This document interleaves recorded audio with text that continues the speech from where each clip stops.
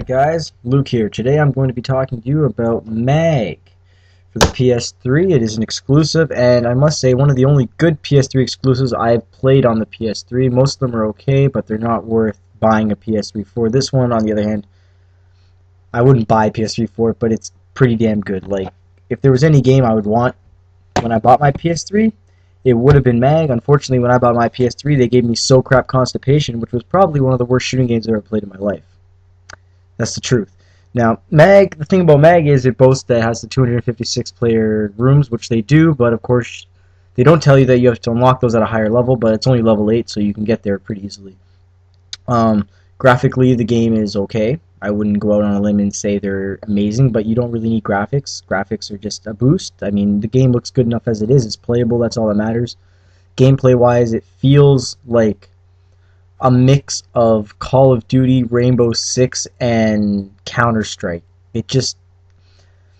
The way it works is you are in squads, which is awesome because it kind of reminds me of Rainbow Six. Not the whole squad thing, but just working as a team more, it counts more. Like Call of Duty, you can get away with being a cunt and just running off on your own. You can't really do that in Rainbow Six.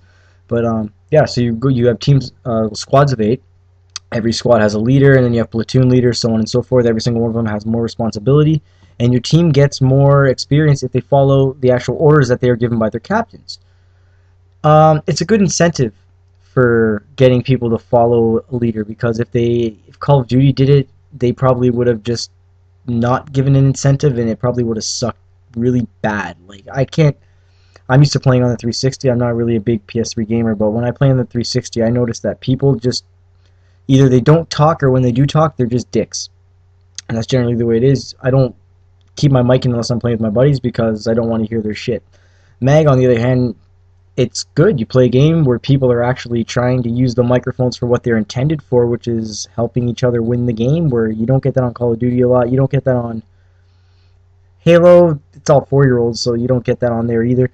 Overall, I give this game a buy if you're into it. If you're into shooting games, I give it a buy. It does have its problems, I would say, though.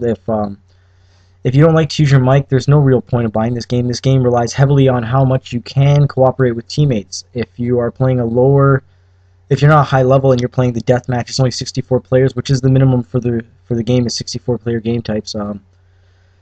You can get away with not using your mic, but if you're going to be going on to the 100 and so on game rooms where you're going to have to be in domination or something, there's going to be a lot of guys there. You're going to need coordination because you're going to be doing coordinated assaults, and that is going to need some teamwork.